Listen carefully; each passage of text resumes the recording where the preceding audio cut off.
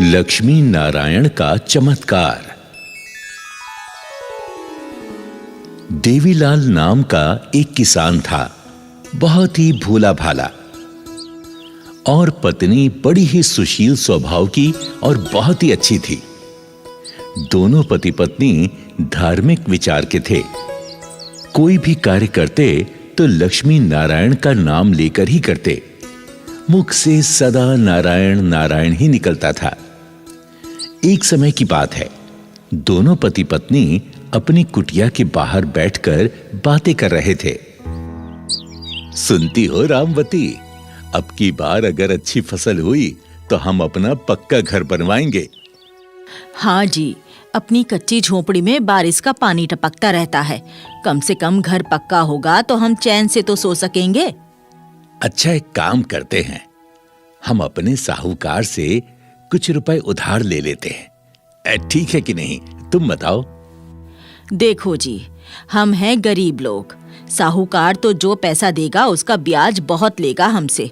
हम कैसे दे पाएंगे? अरे भाग्यवान, हम उसका पैसा और ब्याज फसल बेचकर चुकता कर देंगे, और क्या। जैसी तुम्हारी मर्जी। देवीलाल दूसरे दिन अपने साहूकार के पास गया। साहूकार गद्दी पर बैठा था। देवीलाल को देखकर बोला, अरे आओ आओ देवीलाल, बैठो बैठो। बताओ कैसे आना हुआ? सेठ जी, मुझे पक्का मकान बनवाना है, उसके लिए कुछ पैसों की जरूरत थी। हैं? बोलो बोलो, कितना पैसा चाहिए?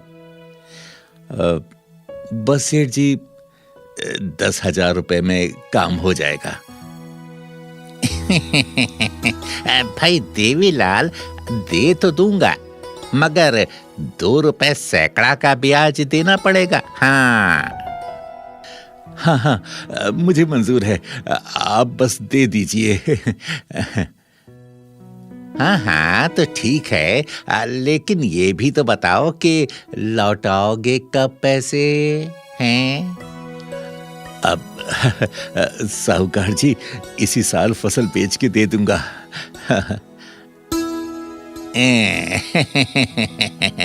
ठीक है ठीक है, ये लो 10,000 रुपए। ले जाओ ले जाओ। साहूकार गिनकर 10,000 रुपए देवीलाल को दे देता है।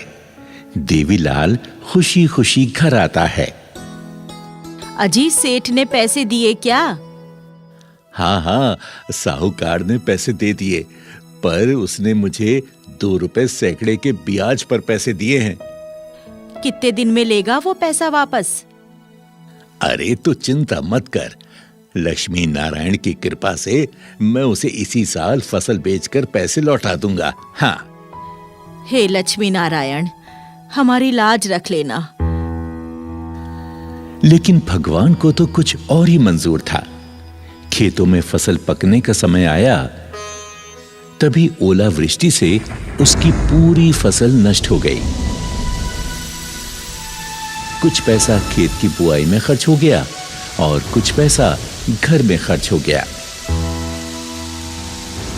देवीलाल की फसल नष्ट हुई तो वो फूट फूट कर रोने लगा।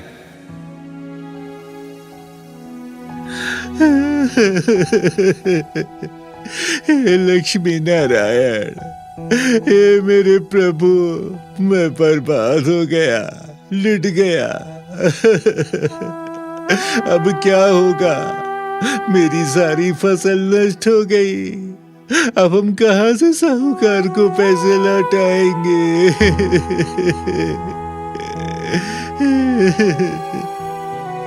अगर हमने पैसे नहीं दिए तो साहूकार हमारे खेत मकान सब कुछ छीन लेगा। हे नारायण, हे लक्ष्मी नारायण, हमारी रक्षा करो। हमें कोई रास्ता बताओ, हम क्या करें, क्या करें हम? जब फसल नष्ट हो गई तो साहूकार वादा पूरा होने पर देवीलाल के घर आता है। भाई देवीलाल, तुमने जो वादा किया था वो पूरा हो गया। अब मेरे पैसे ब्याज सहित लौटाओ।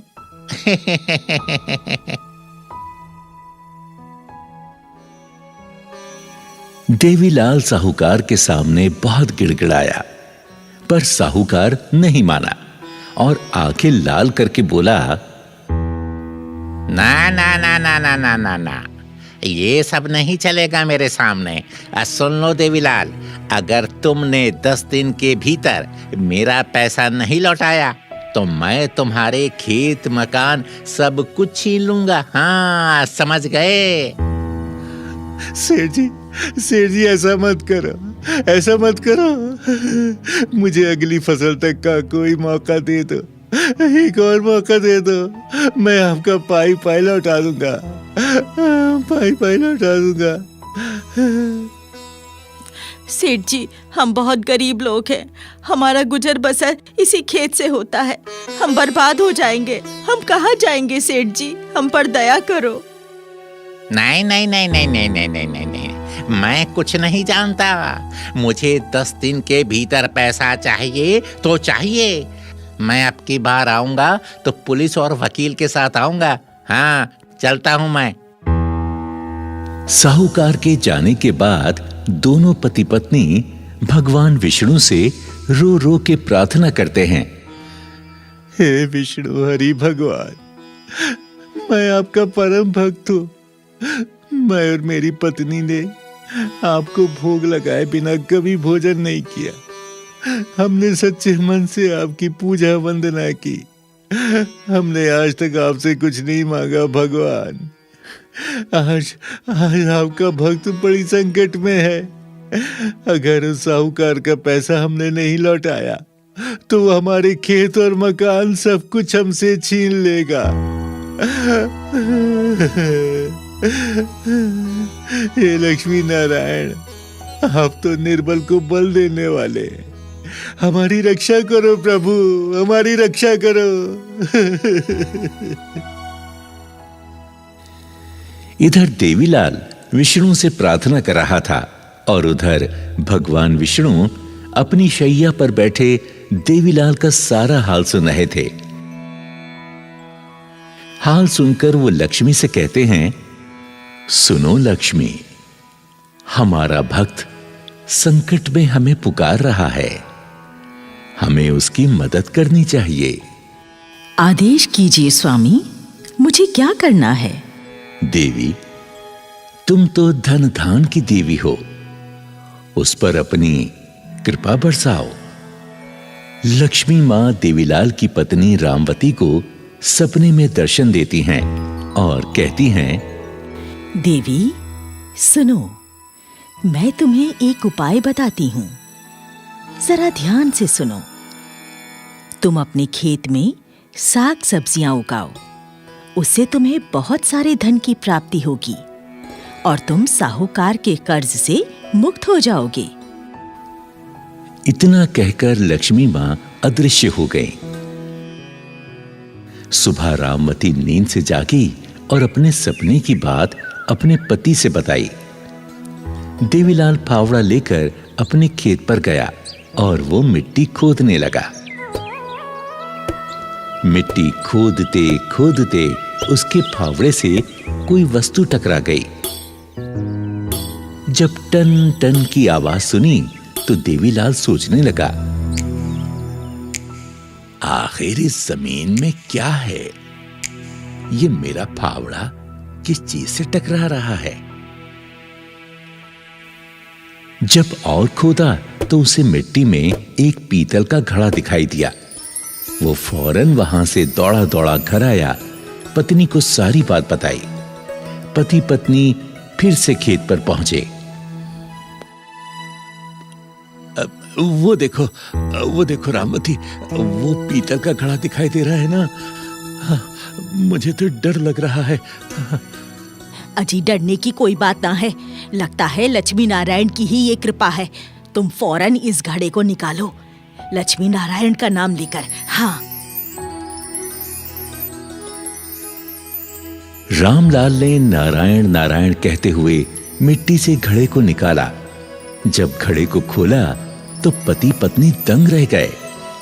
वो घड़ा सोने के सिक्कों से भरा हुआ था। हैं? इसमें तो सोने के सिक्के भरे हुए हैं। सुनो जी, हरी इच्छा से इस घड़े को घर ले चलो। जैसी हरी की इच्छा। मैं इसको चादर में बांध लेता हूँ ताकि कोई इसे देख ना पाए।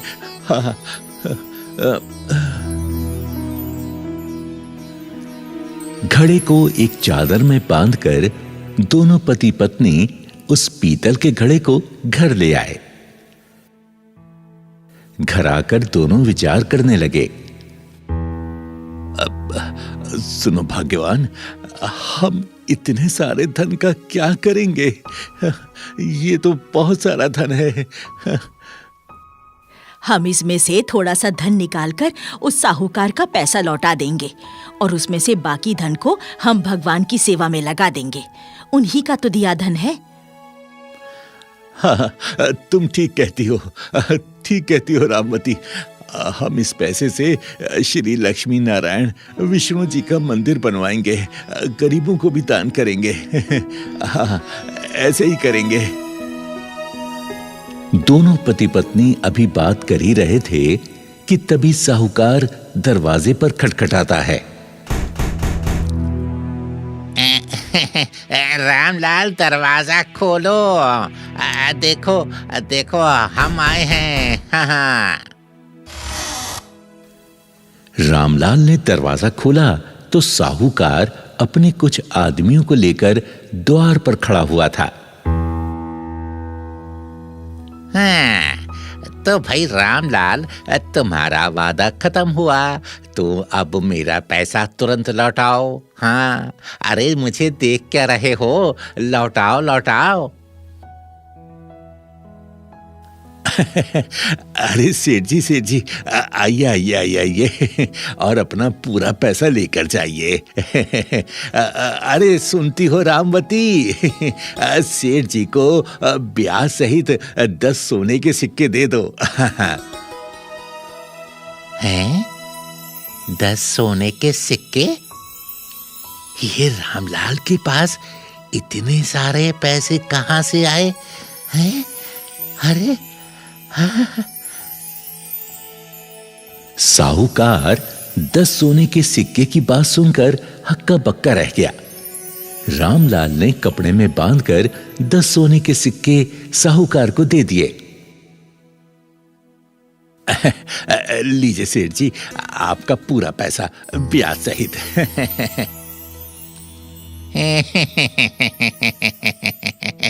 रामलाल, तुम तो लगता है बुरा मान गए। अरे कोई बात नहीं, इतनी जल्दी काहे की है? अरे दे देते पैसे बाद में भी। चलो कोई बात नहीं। भाई मेरा हिसाब तो पूरा हो गया। लेकिन रामलाल, मुझे ये तो बताओ कि ये सोने के सिक्के आए कहाँ से हैं? सेठ जी, ये तो बस मेरे प्रभु नारायण हरि की कृपा है। जय हो।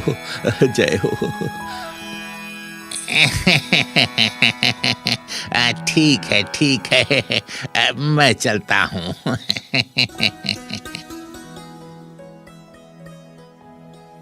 साहूकार घर पहुंचकर सोचने लगा कि रामलाल के पास इतना पैसा आया कहां से। उसने सोचा कि जरूर कहीं से चोरी करके लाया है। उसने साजिश रची, क्यों ना इसकी सूचना पुलिस को दे दी जाए। और दूसरे दिन साहूकार दरोगा के साथ रामलाल के घर पहुंच गया। रामलाल, हमें सूचना मिली है, तुम्हारे पास सोने के सिक्के हैं। जरूर तुमने किसी की चोरी की है। नहीं नहीं नहीं दरोगा जी, ये झूठ है। मैंने किसी की चोरी नहीं की। मैं निर्दोष हूँ। ये तो मेरे हरि नारायण की कृपा है। उन्होंने ही मुझे ये सोने के सिक्के दिए हैं। हाँ। दरोगा जी, हमें जो सोने के सिक्के मिले हैं वो हमारे खेत से मिले हैं। हम पर भरोसा करो। कुछ नहीं, हमें घर की तलाशी लेनी होगी। दरोगा ने तलाशी लेनी शुरू कर दी। इधर रामलाल भगवान विष्णु से प्रार्थना करता है, हे प्रभु हमारी रक्षा करो, हमारी रक्षा करो प्रभु, हमारी रक्षा करो, रक्षा करो प्रभु, हमारी रक्षा करो। वो क्या है? ये घड़ा कैसा है? क्या है इसमें? साहब, उस घड़े में कुछ नहीं है। रामवती के लाख मना करने पर भी दरोगा नहीं माना। जैसे ही उसने उस घड़े को छुआ, दरोगा अंधा हो गया। अरे अरे अरे, मुझे तो कुछ भी दिखाई नहीं दे रहा है। अरे ये क्या हो गया? अरे ये क्या हो गया? मुझे कुछ दिखाई क्यों नहीं दे रहा है? अरे ये क्या हो गया? और उधर साहूकार भी चिल्लाने लगा, अरे मुझे कुछ भी दिखाई नहीं दे रहा है। अरे ये क्या हो गया? मुझे जरूर ये दोनों बुढ़िया बुढ़े जादूगर हैं। ओहो, मुझे बचाओ, बचाओ, मेरी आंखों में दर्द हो रहा है। मैं इस घड़े को नहीं छूऊंगा। ये क्या हो गया? मुझे क्षमा कर दो रामलाल, मुझे क्षमा कर दो, मुझे क्षमा कर दो रामलाल। अब मैं इस घड़े को नहीं छूऊंगा। ओहो, मेरी आंखों में दर्द हो रहा है। मुझे बचा लो, मुझे बचाओ। रामलाल, ये सब तुम्हारी सच्ची भक्ति का चमत्कार है। हमें क्षमा करो, क्षमा कर दो हमें। दरोगा और साहूकार दोनों नाक रगड़कर श्री नारायण विष्णु से क्षमा मांगते हैं। हे लक्ष्मी नारायण, हमें क्षमा कर दो, हमें क्षमा कर दो। हे लक्ष्मी नारायण, हमें क्षमा करो, हमें क्षमा कर दो, हमारी आंखें ठीक कर दो। भगवान विष्णु की कृपा से दोनों की आंखें ठीक हो जाती हैं। उन्हें पहले की ही तरह सब कुछ दिखाई देने लगता है। रामलाल, तुम्हारी भक्ति सच्ची है। हमें क्षमा कर दो, हम जा रहे हैं, हमें क्षमा कर दो। हाँ रामलाल, मुझे भी क्षमा कर दो। मैंने तुम पर चोरी का इल्जाम लगाया, क्षमा कर दो। मैं भी जा रहा हूँ। हाँ। चलो कोई बात नहीं, लेकिन कभी भी गरीब का दिल ना दुखाना। गरीब के दिल में भगवान बसते हैं। हाँ। दरोगा और साहूकार चले जाते हैं। रामलाल ने अपने घर में श्री विष्णु और लक्ष्मी का मंदिर बनवाया और दोनों पति पत्नी आनंद पूर्वक जीवन यापन करने लगे। अरे भाग्यवान, भगवान का शुक्रिया अदा करो और प्रेम से बोलो, जय जय श्री लक्ष्मी नारायण भगवान, जय जय श्री लक्ष्मी नारायण भगवान। जय हो श्री महालक्ष्मी, माँ तेरी सदा ही जय। जय हो मैया, जय हो महालक्ष्मी माँ, तेरी सदा ही जय।